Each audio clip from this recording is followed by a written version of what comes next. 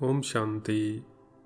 आज बाबा ने हम बच्चों को बहुत वंडरफुल मुरली सुनाई है। बाबा कहते हैं कि अब वो समय दूर नहीं है जबकि सब जागेंगे, तड़पेंगे, रोएंगे, पश्चाताप करेंगे, लेकिन फिर भी पा नहीं सकेंगे।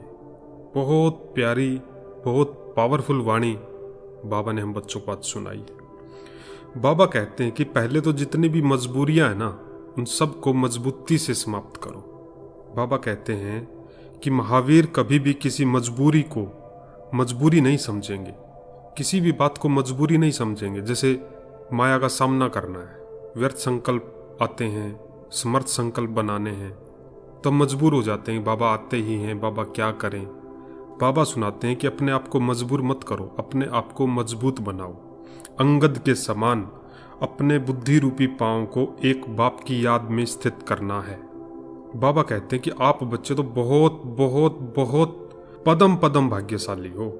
बाबा कहते हैं कि जानने वाले अनगिनत नहीं है, केवल थोड़े से गिनती वाले। उन थोड़े जानने वालों में आप हो, आप वर्षे के अधिकारी हो।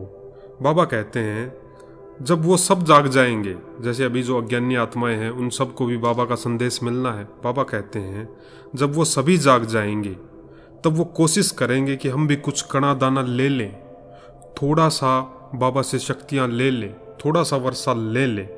तो बाबा हम बच्चों से पूछते हैं कि आप ही बताओ, क्या उस समय वो वर्षा ले सकेंगे? तो हम बच्चे जानते हैं कि उस समय वर्षा लेने का समय नहीं होगा। बाबा सुनाते हैं कि उस समय आप सभी आत्माओं को भी अपने श्रेष्ठ भाग्य का प्रत्यक्ष रूप में साक्षात्कार होगा। ये तो बाबा हम बच्चों को मुरलियों में सुनाते ही रहते हैं कि अंत में कौन क्या बनेगा, सबको साक्षात्कार होगा। बिना साक्षात्कार किए बाबा हम बच्चों को ट्रांसफर नहीं करेगा, एक एक का दर्शन कराएगा कि कौन क्या बनेगा। बाबा कहते हैं अभी तो गुप्त रूप में वो आत्माएं न तो बाप को जानती हैं और ना आप श्रेष्ठ आत्माओं को जानते हैं। अभी तो बाबा को भी साधारण समझते हैं, आपको भी साधारण समझते हैं, लेकिन वो समय दूर नहीं है। ये देखिए, ये बाबा के फिर से आ गए हैं पॉइंट बोल कि लेकिन वो समय दूर नहीं है जबकि जागेंगे, सब जागेंगे, फिर तड़फेंगे, रोएंगे, पश्चाताप करेंगे, लेकिन फिर भी पा नहीं सकेंगे। तो अब समझिए हम बाबा के बच्चे कितने पद्मा पदम भाग्यशाली हैं, जो टाइम से बहुत पहले बाबा को जान लिया, पहचान लिया, बाबा के साथ खाते हैं, पीते हैं, सब बाबा के साथ एक लगन में मगन रहते हैं। बाबा कहते हैं कि पेपर कोई बताकर नहीं आएंगे, पहले बता दिया है कि ऐसे ऐसे पेपर होने वाले हैं। रोज की मुरली में बाबा हम बच्चों को एक दो पॉइंट पेपर की बताते ही रहते हैं कि ऐसे आग लगेगी, समुद्र उथल खाएगा, बीमारियां उथल खाएंगी, प्रेत आत्माओं का बहुत जोर शोर होगा, इच्छाओं का जो स्थूल इच्छाएं हैं ये चाहिए चाहिए चाहिए, एक तरफ पांचों विकार अटैक करेंगे, एक तरफ से प्रकृति का अटैक होगा। उस समय जो बुद्धि एक बाबा में एकाग्र रखेगा वही पेपर में पास हो सकेगा, क्योंकि बाबा ने बता दिए हैं कि किस तरह के पेपर आएंगे। बहुत खतरनाक पेपर आने वाले, बहुत खतरनाक, इतने खतरनाक कि बाबा सुनाते हैं कि पहले के पेपर तो कुछ अलग थे और अभी जो वर्तमान में है वो कुछ अलग है। लेकिन अटेंशन, बाबा ने यहाँ अटेंशन दिलवाया है, लेकिन अभी तो ऐसे पेपर्स आने वाले हैं जो सौपन में, संकल्प में भी नहीं होगा कि ऐसे भी होता है क्या। तो बाबा कहते हैं कि प्रैक्टिस ऐसी होनी चाहिए जैसे हद का ड्रामा देखते हैं ना, जैसे फिल्में देखते हैं, सीरियल्स देखते हैं, नाटक जो हम देखते हैं तो साक्षी होकर देखते हैं, समझते हैं नाटक। तो बाबा कहते हैं कि ऐसी प्रैक्टिस हो जो इस वर्ल्ड को, इस पूरे ड्रामा को साक्षी आप देख सको। बाबा कहते हैं चाहे कोई स्नेही आत्मा का, स्नेही मतलब जो हमारे करीबी कोई आत्मा है, उसका कितना भी गंभीर पार्ट हो, गंभीर मतलब कोई कितना भी बीमार है, किस पे कितने भी कड़े विघन चल रहे हैं, कितने भी कड़े विघन चल रहे हैं, कितनी भी बड़ी बड़ी प्रॉब्लम आ रही है, उन सब का पार्ट भी साक्षी होकर देखना है। तो उसके लिए कितनी शक्ति की जरूरत होगी।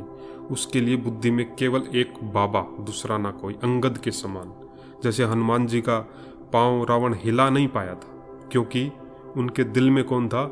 श्री राम जी थे। श्री राम अर्थात बाबा ने हम बच्चों को सुनाया है कि ये शिव बाबा की बात है कि जब आपके दिल में एक बाबा होता है तो माया बुद्धि रूपी पांव नहीं हिला सकती।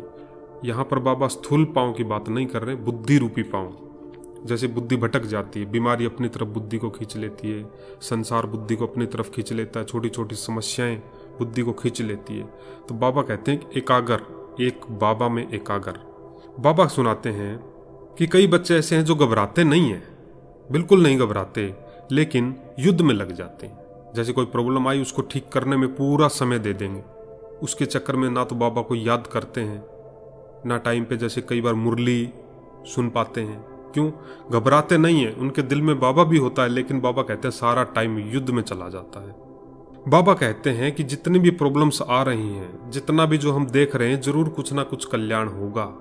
कितने वंडरफुल बाबा ने बोल सुनाए आज, कितनी पावरफुल मुरली बाबा ने हम बच्चों को सुनाई है। तो बाबा कहते हैं साक्षी दृष्टा की जो स्टेज है वो बिल्कुल अलग है, उसमें जो हो रहा है वही एक्सेप्ट होगा कि हाँ यही होना है, बुद्धि नहीं हिलेगी। सामने कोई आत्मा है, कोई दर्द में आत्मा है, हम साक्षी होकर उसको देखेंगे, उसको शांति की शक्ति देंगे, वाइब्रेशन देंगे, बाबा का ज्ञान देंगे, सब देंगे, लेकिन हम हिलेंगे नहीं। और खास बाबा ने क्या हम बच्चों को नोट करवाया कि चाहे कोई भी स्नेही आत्मा का गंभीर पार्ट भी हो, ये पॉइंट नोट करने वाले हैं, क्योंकि ज़्यादातर हमारी बुद्धि अपने करीबियों की वजह से हिल जाती है। कई बार हम किसी का ऐसा पार्ट देख लेते हैं, फिर ये संकल्प भी उठता है कि कहीं ऐसा मेरे साथ हो गया तो पता नहीं क्या होगा, कैसे होगा। बाबा बोलते हैं घबराओ नहीं, दिल में एक बाबा। तो बाबा ने सुनाया है आज हम बच्चों को कि साक्षी दृष्टा की स्टेज भी तब बनेगी जब एक बाप की याद में सदा मगन रहेंगे। सदा मगन रहेंगे तो जो पेपर है उसको परख सकेंगे। कब? जब एक की याद में रहेंगे। तो आज बाबा ने बहुत वंडरफुल मुरली हम बच्चों को सुनाई है। अंत में बाबा एक बात और सुनाते हैं। बाबा कहते हैं कि जो भी पार्ट चलते हैं उन हर एक पार्ट में बहुत कुछ गुह्य रहस्य समाये हुए, बहुत गुह्य रहस्य समाये हुए। इसलिए ये संकल्प कभी नहीं करना क्यों होता है, क्यों हुआ, कैसे हुआ। बाबा पूछते हैं, ये क्वेश्चन तो नहीं उठते ना बुद्धि में। और बाबा दूसरा सवाल भी पूछते हैं हम बच्चों से कि ये तो नहीं सोचते हो कि पता नहीं भविष्य क्या होगा, क्या होना है भविष्य में। बाबा ने हम बच्चों को सारे पेपर जो आने वाले हैं वो सब सुनाए हुए हैं। इसलिए बाबा कहते हैं बच्चे रोज की मुरली मिस नहीं करनी। बाबा रोज एक नया पॉइंट, 2 पॉइंट हम बच्चों को नए देते हैं, बिल्कुल फ्रेश। तो हम बच्चों को हर पेपर में पास होने के लिए दिल में एक बाबा, बुद्धि में एक बाबा। तो बाबा सुनाते हैं कि अचानक का जो पेपर होगा तो जरा भी संकल्प में यदि हिले आप बच्चे तो अंगद के समान नहीं हो पाएंगे। संकल्प से ही तो पहले हम हिलते हैं, क्यों हुआ, कैसे हुआ, जो हो रहा है वो अच्छा कैसे हो रहा है। लेकिन बाबा ने हम बच्चों को त्रिकालदर्शी का पूरा सृष्टि ड्रामा सिखाया हुआ है कि बच्चे तीनों काल को देखो, और इस विश्व कल्याणकारी ड्रामा में हर बच्चे का कल्याण समाया हुआ है। इसलिए बाबा के साथ हम बच्चों को चलना है, बाबा को खूब याद करना। तो आज बाबा ने बहुत वंडरफुल मुरली हम बच्चों को सुनाई है। तो ऐसे मेरे मीठे बाबा का दिल से बहुत बहुत शुक्रिया बाबा, शुक्रिया बाबा, शुक्रिया बाबा। अच्छा, ओम शांति।